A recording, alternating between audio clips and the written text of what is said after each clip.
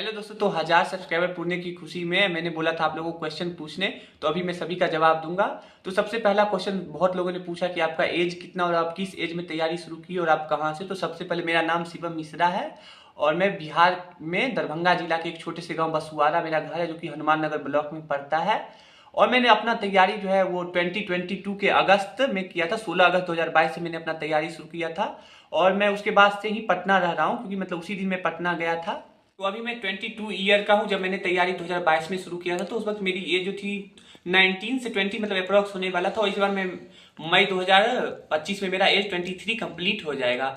मैंने 2018 में 10th किया था, 2020 में मेरा 12th हुआ था। तो 12th होते ही मेरा जो है लॉकडाउन लग गया, जिसकी वजह से मैं 2 साल नहीं पढ़ पाया। उसी बीच में मेरा पबजी खेलने का बहुत ही गंदा आदत लग गया था। तो और फिर मैंने 2022 में अपना पढ़ाई स्टार्ट किया था। तो मेरा जो ग्रेजुएशन का सेशन था 2020 से 23 था, तो 23 में मैं ग्रेजुएट हुआ। तो मैं भी आपको सजेस्ट करूंगा कि आप 12th करके ही सीजीएल की तैयारी शुरू कर दो, क्योंकि बहुत ही ज्यादा फैक्टर था। मैं तो भाई 2 साल लॉकडाउन में चल गया, उस वक्त मुझे बुझने भी मतलब उतना समझ नहीं था कि क्या एसएससी होता है नहीं होता है। तो मेरा एक दोस्त बताया था इस सब के बारे में, तो मैं फिर 2022 में जाकर तैयारी शुरू की। तो लॉकडाउन ने बहुत ही ज्यादा इफेक्ट किया मेरा पढ़ाई। तो भाई देखो, मैं बचपन से पढ़ाई में अच्छा स्टूडेंट रहा हूँ। मुझे जो अभी बहुत सारे बच्चों का सुनता हूँ कि मतलब उनको रिसोर्स का कमी है, तो मेरी मम्मी एक गवर्नमेंट एम्प्लॉय रही है, तो इस वजह से मुझे कभी भी पैसे का कमी नहीं हुआ। पढ़ाई में जितना भी रिसोर्स हुआ सारा मम्मी ने अवेलेबल कराया, और कभी भी मुझे एज ए पेरेंट्स से मतलब जो होता है वो कि मतलब जल्दी जल्दी करो, तो उस तरह से नहीं था। मेरे को पेरेंट्स बहुत ज़्यादा सपोर्टिव मिले।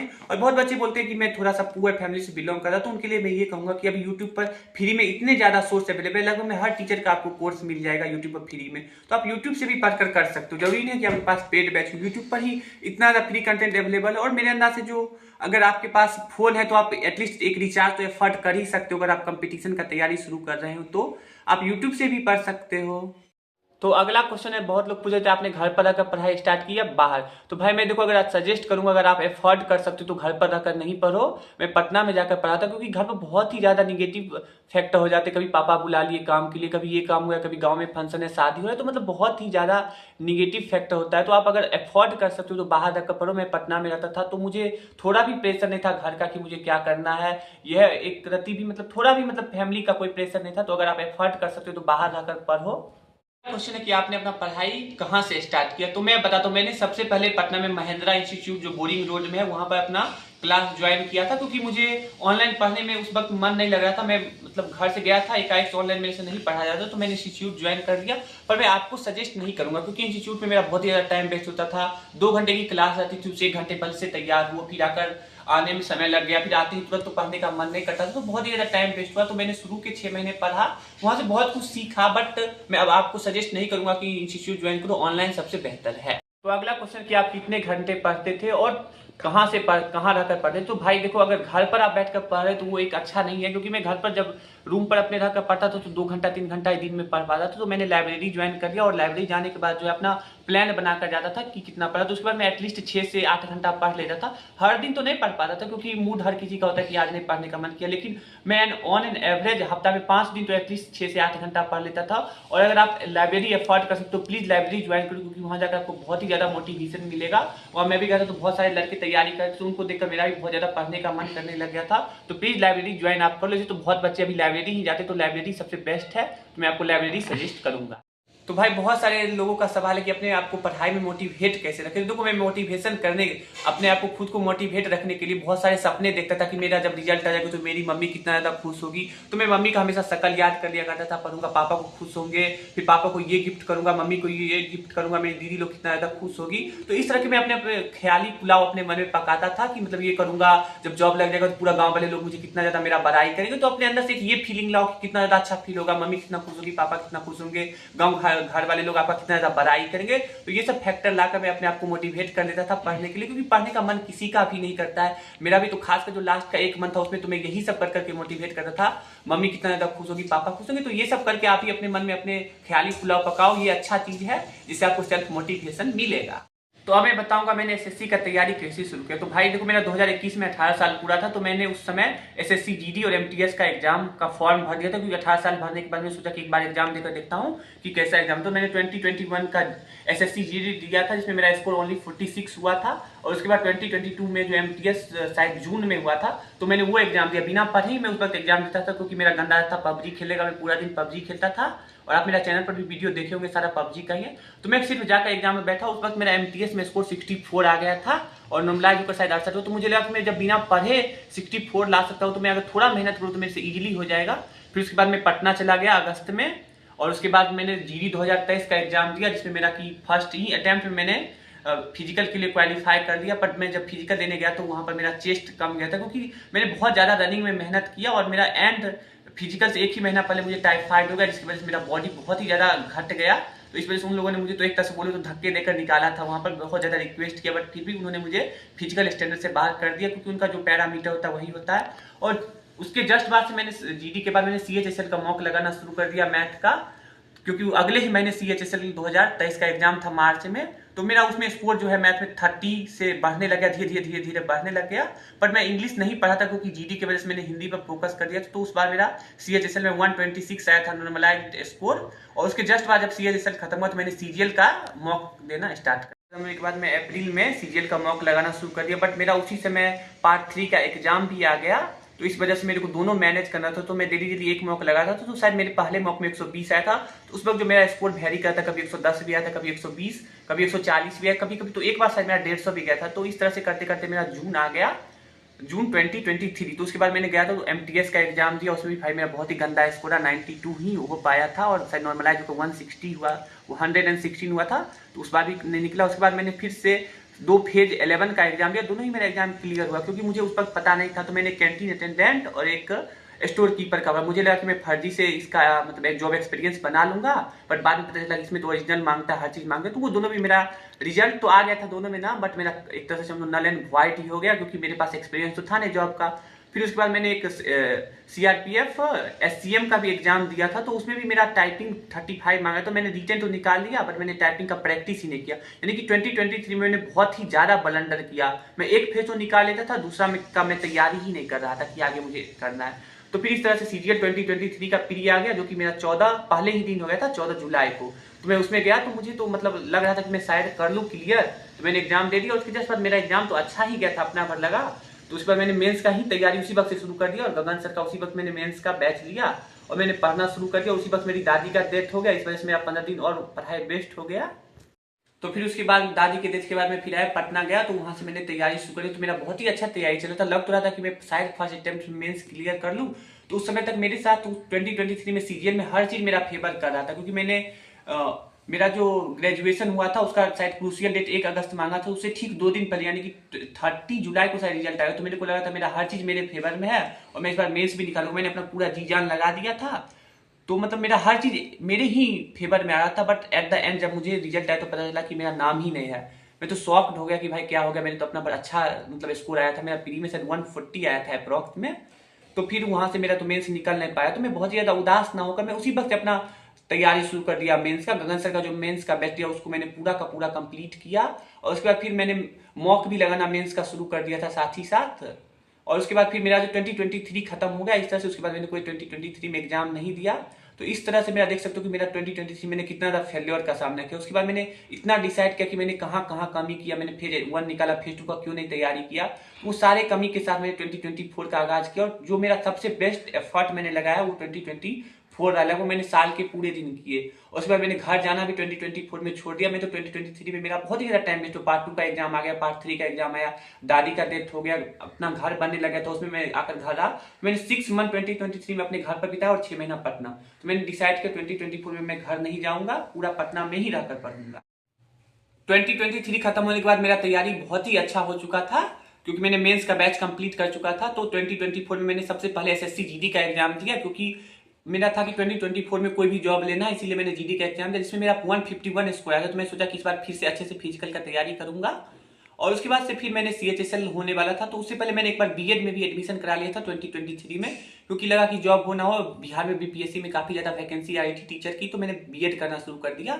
तो मेरा जो BEd का एग्जाम है जून में लग गया, और मैं पानीपत का वहां पर बहुत ही ज्यादा मुझे मतलब गर्मी की वजह से बहुत ही ज्यादा प्रॉब्लम हुआ, क्योंकि जस्ट अगले ही महीना जुलाई में जो है CHSL होने वाला था। पर तो मेरा पूरा 1 महीना में लास्ट का जो है वो पढ़ ही नहीं पाया CHSL के लिए। तो आया CHSL मतलब मेरा 3 जुलाई को एग्जाम था। मैं 2 जुलाई को वहां से दिल्ली से यानी पानीपत से आकर पटना आया, और अगले ही मुझे एग्जाम देना था। तो मैं एग्जाम देने गया, और वहां पर जो मेरा है स्कोर आया था रॉ स्कोर 146, तो मैंने वहां पर जो है 77 सही करके 16 गलत कर दिया, यानी 154 पॉजिटिव मार्क्स लाने के बाद मैंने 8 निगेटिव खा गया।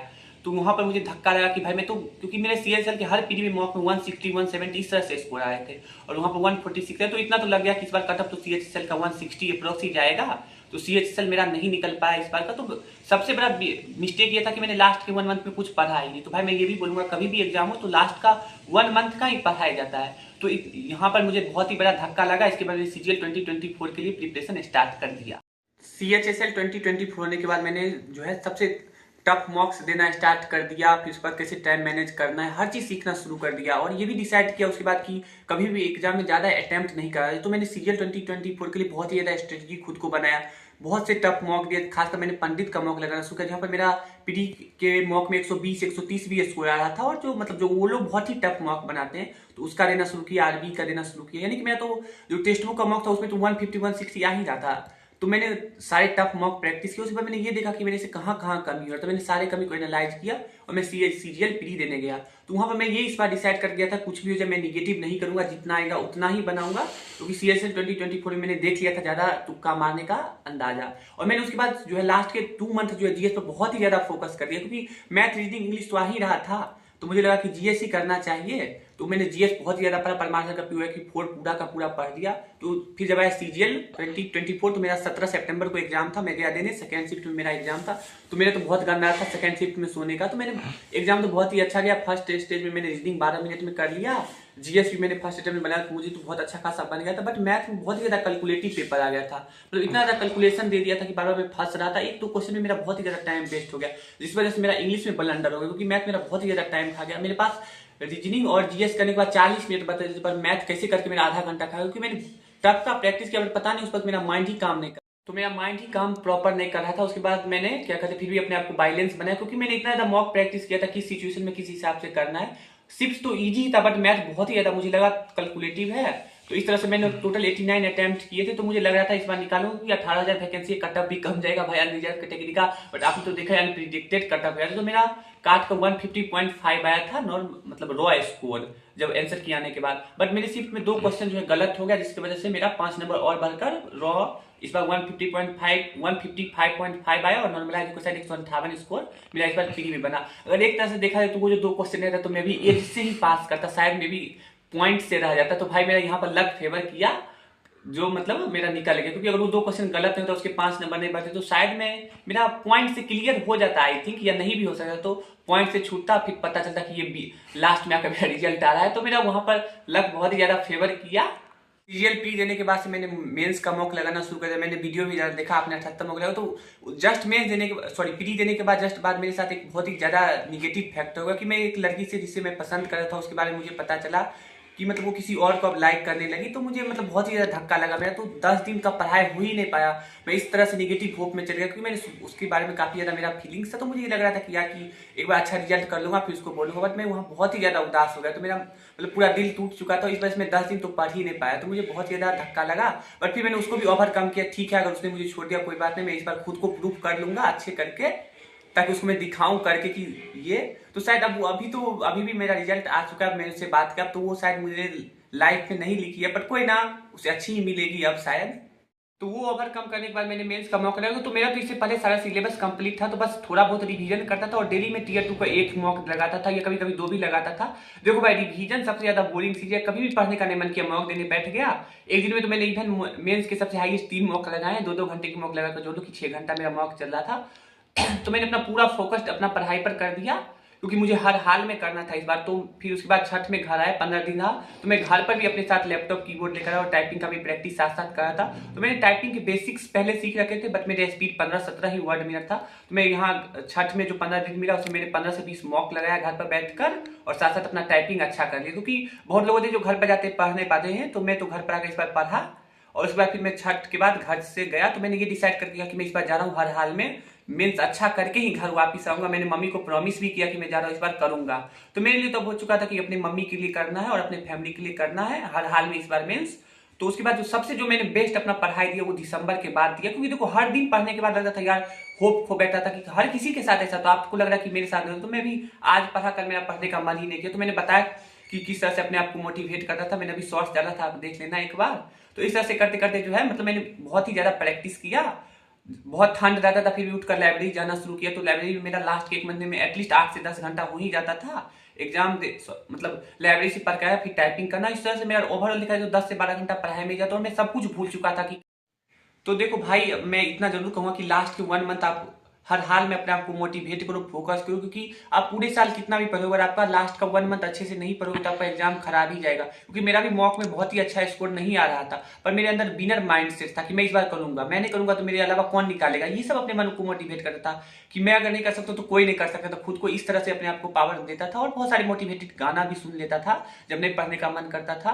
तो अपने अंदर हमेशा पॉजिटिव फीलिंग लाओ, ये नहीं कि यार मेरे से नहीं हो पाएगा। मॉक्स में मेरे भी बहुत ही खराब स्कोर, इवन 260-70 भी आए हैं, लास्ट में भी जाकर खराब आए थे। बट मेरा माइंडसेट बिनर माइंडसेट की तरह मैंने बना रखा था कि मैं एग्जाम में कर लूंगा हर हाल में। पहले तो सोचा था कि कोई भी एक जॉब मिल जाए, पोस्टर ही मिल जाए एटलीस्ट, क्योंकि उतना अच्छा तो स्कोर आ नहीं रहा था।